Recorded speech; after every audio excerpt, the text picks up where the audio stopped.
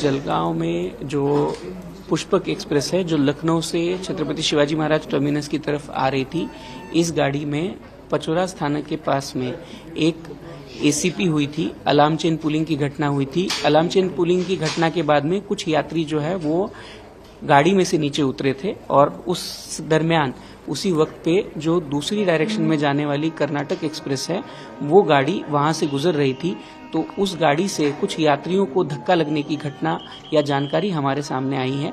उसमें 7 से 8 यात्रियों को इंजरी हुई है, ये इन्फॉर्मेशन प्राइमरीली अपने पास आई है। उनकी केयर करने के लिए, उनकी हेल्प करने के लिए हम लोगों ने स्थानिक प्रशासन से भी मदद ली है। उसके आसपास के जो सारे हॉस्पिटल्स हैं वहां पे भी हम लोगों ने मदद मांगी है। उसी के साथ में रेलवे की तरफ से जो एक्सीडेंट रिलीफ मेडिकल वैन होती है वो भी भुसावल से निकली है और जल्द ही साइट पे पहुंच जाएगी। उसके बाद में यात्री जिनको इंजरी हुई है उन यात्रियों को हम लोग मदद दे पाएंगे। सर, रेलवे मिनिस्टर से इस बारे में कुछ बात हुई है क्या कि आपकी जो घटना हुई थी उसको लेकर रेलवे मंत्री या रेलवे मिनिस्टर से कोई बातचीत हुई है? नहीं, इसमें आदरणीय रेल मंत्री महोदय से कोई बातचीत नहीं हुई है। इसमें जो अभी चीजें हो रही है, हम लोग जो अभी वाला जो प्रयास चल रहा है हम लोगों का, जो यात्री हैं जिनको इंजरी हुई है उन्हीं यात्रियों को जल्द से जल्द मेडिकल हेल्प पहुंचाने का प्रयास मध्य रेलवे द्वारा किया जा रहा है। ट्रेन की जो सिचुएशन है, मतलब जो घटना हुई थी उसमें ट्रेन पे इसका इफेक्ट हुआ है क्योंकि 2 ट्रेनों पे जिस तरीके से देखिए, इसमें से जो कर्नाटक एक्सप्रेस है वो गाड़ी आगे हम लोगों ने वहां से चलाई है और साथ ही साथ में पुष्पक एक्सप्रेस भी जैसे ही यात्रियों तक मेडिकल हेल्प पहुंच जाती है उसके बाद में वो भी हम लोग चला देंगे। मध्य रेल के भुसावल मंडल से एक दुखद सूचना प्राप्त हुई है।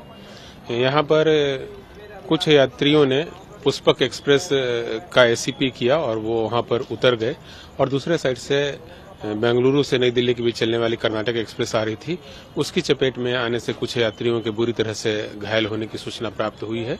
यह भुसावल मनमाड़ जो रेलखंड है हमारा, वहां पर की घटना है। जो सूचना प्राप्त हुई उसमें है कि जलगांव से बहुत सारे लोग इस गाड़ी में चढ़े थे और इसमें से किसी ने एसीपी किया पहले ट्रेन में और एसीपी के बाद वो लोग उतरे हैं और गलत तरीके से पटरी को पार करने की कोशिश कर रहे थे या पटरी पर खड़े थे, उसी के कारण वो लोग चपेट में आए गए हैं रेल के।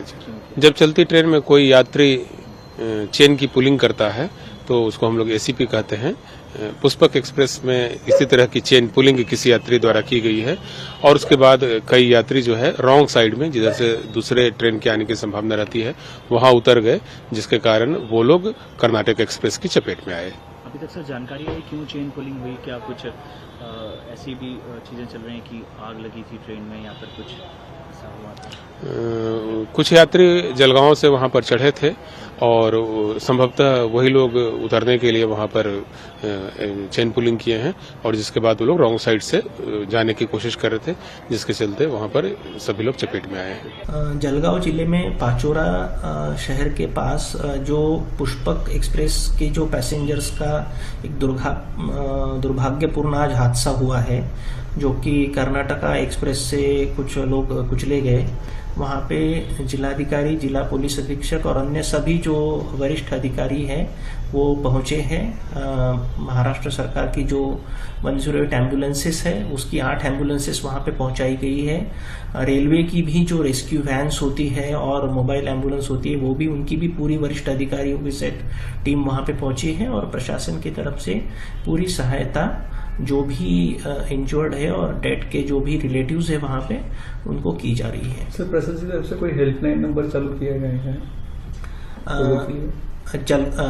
जलगांव जिले के जो जिलाधिकारी कार्यालय का हेल्पलाइन नंबर, उनका ही फोन आ रहा है अभी, वहां पे वो कांटेक्ट कर सकते हैं और रेलवे के जो है उनको भी वो कांटेक्ट कर सकते हैं। ओके सर, प्रशासन की तरफ से कुछ मुआवजे की ऐलान करने वाले थे प्रशासन से? अभी तो फिलहाल जो सभी प्रशासन है वो पूरी तरह से सहायता करने में जुटा है।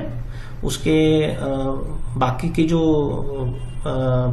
प्रोसीजरल इश्यूज है वो बाद में करेंगे। एक रेल एक्सीडेंट हुआ था पाचोरा, जो हमारे डिस्ट्रिक्ट में एक तालुका है, वहाँ पर एक लोकेशन पर एक रेल एक्सीडेंट हुआ। इमीडिएटली जब सेंट्रल रेलवे का जो कंट्रोल रूम है उन्होंने हमें इन्फॉर्म किया कि ऐसा दुर्घटना हुई है, इमीडिएटली 8 एम्बुलेंसेस 7 एजेंसीज इस पूरे मदद में लगी और 7 एम्बुलेंसेस 8 एम्बुलेंसेस वहाँ पे पहुंची। 3 हॉस्पिटल्स को हमने एक्टिवेट किया, उसका ऑपरेशन थिएटर, आईसीयूज, उसके साथ साथ मेडिसिन, ब्लड वगैरह।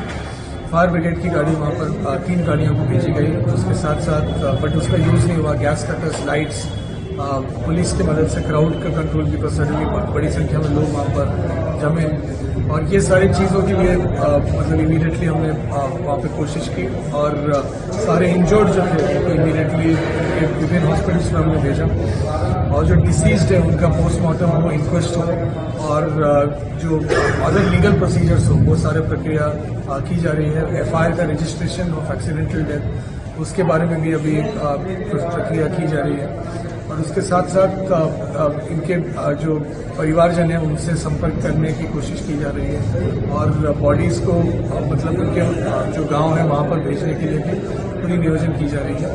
आज में मुख्यमंत्री महोदय और उप मुख्यमंत्री महोदय से बात हो चुकी है, उन्होंने जो इंस्ट्रक्शन दिए हैं उसके हिसाब से यहाँ पे पूरी कार्रवाई प्रशासन की तरफ से की जा रही है और हमारी यही कोशिश है कि जल्दी से जल्दी ये सारी प्रक्रिया खत्म की जाए और बेस्ट औषध उपचार जो है वो हमारे जो इंजर्ड है उनको मिले।